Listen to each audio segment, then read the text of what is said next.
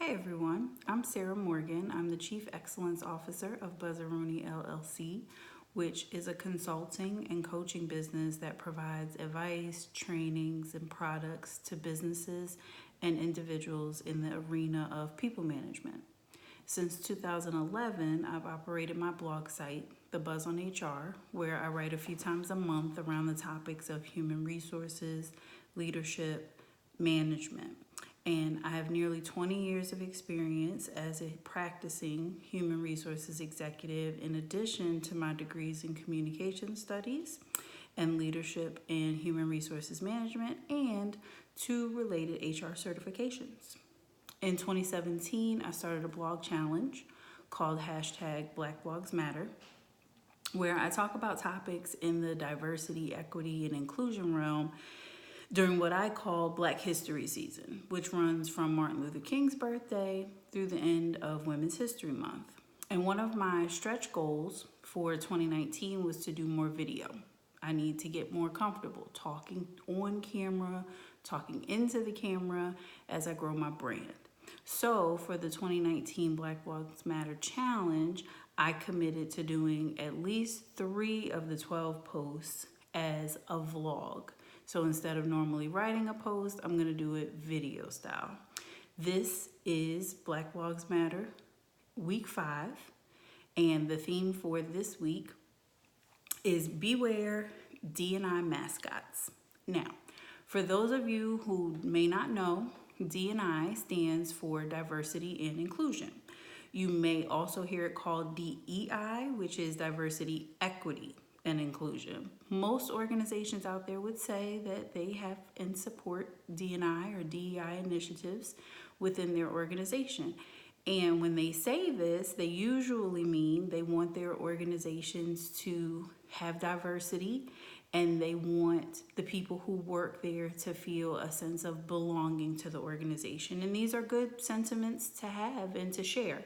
And I'm pretty sure if an organization said that they didn't want those things or support those things, they would probably get in a lot of trouble.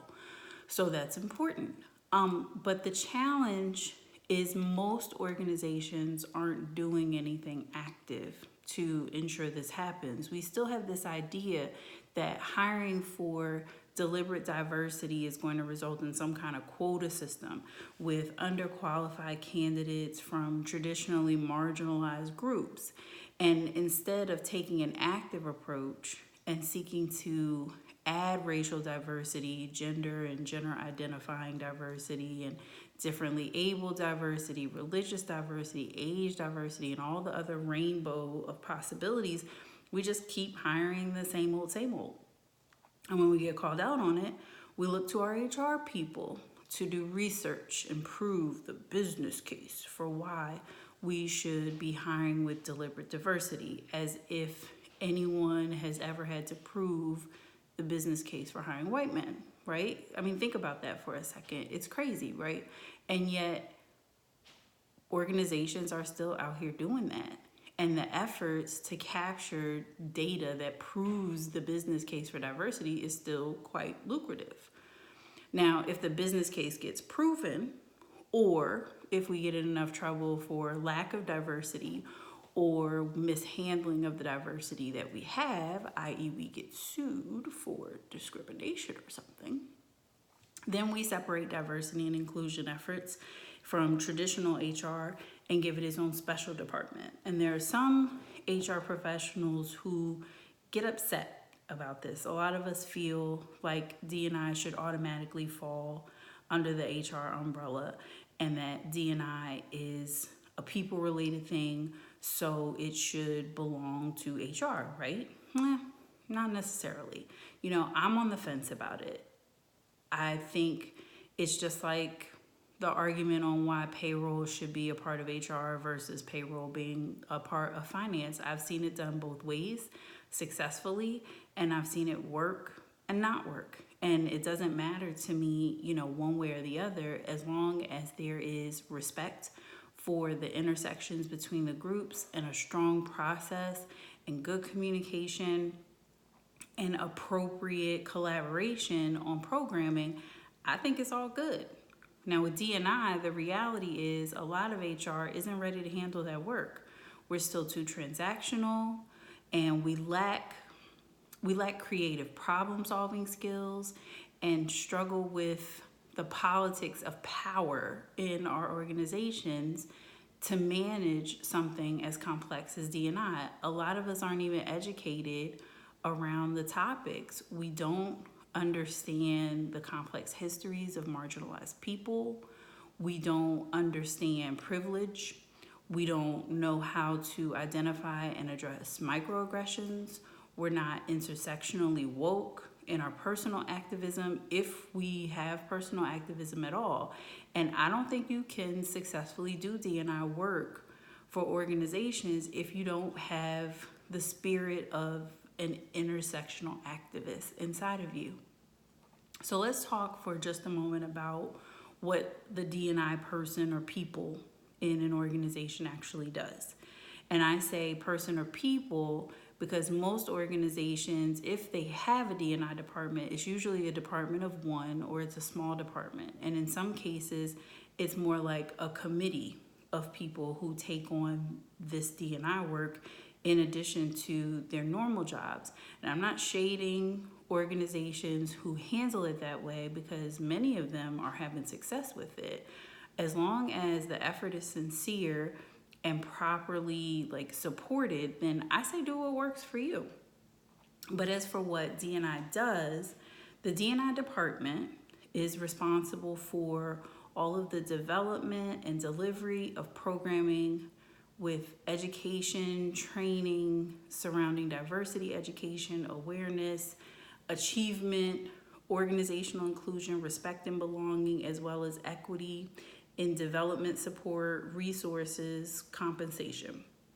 The DNI department also develops and presents the metrics for measuring effectiveness of initiatives and the value the initiatives add for the organization. See, there's that pesky ROI again. We're going to come back to that. So in the organizations where HR is well versed enough to handle the strategic programming elements and the reporting metrics, I can see why putting DNI under that umbrella makes sense.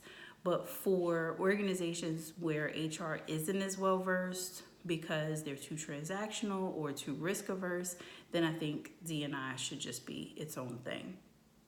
Because when the person isn't creative at problem solving and they don't know how to play to win in power politics, you can't and you won't win at DNI. You won't get financial support for your programming, first of all. And successful DNI takes money. Take a look at the organizations who are getting DNI right, who are in that space and who are doing it right. They are investing major dollars towards their programming to add diversity to their talent pool. And they're reaching wider customer bases because of it. They're paying ahead of the market. Their benefits packages are nice, okay? Their work-life balance commitment, lit. They're active in their community. And they're recruiting in niche spaces for talent. So all of that costs money. You can't do effective DNI work on a shoestring budget. Why? Because creating equity doesn't happen for free. So if you're not going to invest and believe that you see a return on investment in due time, you're not going to be successful. And due time is not 3 months or 6 months or even a year. The best investments are going to grow gradually before they grow exponentially. And DNI is going to work the same way. You have to be realistic and you have to be committed to the work so you can yield the big results in the long run. And what happens in most organizations, they're not realistic and they're not patient and they're not committed. They don't do the research on the front end to know the initial work of DNI is hard and it's thankless and it's painful. There will be conflict, there will be discomfort, there will be resistance, there will likely be turnover because becoming a diverse, inclusive, equitable organization is not easy and it does not happen overnight. Why? Because people. That's why. People bring their privilege and their ignorance with them to the table, and then they mix it with resistance and unwillingness and lack of imagination, and they bake it at 350 degrees, and they serve you up a recipe for antiquated negative workplace culture. People are change averse. We don't like change. Our brains are wired for routines.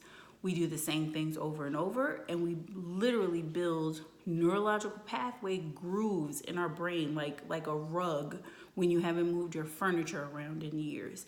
And for many of us, those grooves are steeped in supremacist and patriarchal ideology. And because all of the isms we deal with are some riff on those two things, this idea that we turn that off when we come to work is nonsense. It's this idea that organizations are going to be automatically, without hesitation, welcoming to do things in a way that flies in the face of these ideologies is nonsense. There is going to be resistance. There is going to be conflict. There will be times when you feel like you are doing the absolute wrong thing. The hill is too steep to climb. You can't do it. You should just give up. And most organizations give up. They check the diversity box, but they never tackle inclusion and they never tackle equity. And whoever is in charge of DNI gets labeled a failure. Nothing really changes, and you have people who come to work every day who don't feel like they're accepted, respected, and valued for the contributions they make or for their very existence. And that's not the goal for anyone who starts in an organization. So what has to happen for organizations to be better at DNI is the front end work. When you as a leader decide to become deliberate about diversity, intentional about inclusion, and excellent in your equity, you have to have a plan. And that begins with research. So you as a leader understand the challenges with diversity, equity, and inclusion in your industry at large, as well as in your organization specifically. I will also encourage you to do some real work, some personal work on your biases so that you learn how to check yourself and you don't say things or do things that are counterproductive to your goal due to a lack of self-awareness. Also, have a budget. Know upfront what you're willing to dedicate to your programming efforts with DNI, because money, shmoney, is what it takes. That's what makes it real. We all talk a good game about fair pay and comprehensive benefits and professional development, and then it's time to cut the check. And suddenly the definitions of fair and comprehensive start to shift. You got to handle the sticker shock before you hire someone to lead your DNI efforts and before you start hiring people to increase the diversity of your workplace. Otherwise, you're going to compound the issues that you say you're trying to resolve. And for those of you so desperate to do work in DNI or currently doing work in DNI but not feeling effective, don't let yourself become a mascot. Don't let your work be the thing leaders brag about at parties and on golf courses and on conferences while you know the real effort and support isn't there. Mascots hide in costumes and they dance around and they look happy even when their team sucks and they're getting beat like they stole something. You are not a mascot. You are a professional. And if you are in the DNI space, your job is to be a revolutionary. Your job is to upset the status quo. And that means people probably are not going to like you at first. Maybe not ever. They're going to challenge you and frustrate you. Real DNI work is hard, it's heavy, and it is not for people pleasers and conflict avoiders. DNI work will eat you alive if you don't have a toughness and a compass that's calibrated to a due north of intentionality. It's hard out here for marginalized people. We go to work unsure if we're going to be seen and heard, if we're going to be dismissed and ignored, if we're going to be microaggressed and mistreated. We don't know what's going to happen. We know for sure that we're not going to get paid equitably. Whatever day we're having, good or bad, we are making 25 cents less at least on the dollar of our white, male, heterosexual, Christian, young, able-bodied counterparts. And that's the one thing we can count on. And that's awful, y'all. That's an awful thing to have as your constant. So if you're going to step into the DNI arena, come prepared to fight. Come prepared to start a revolution.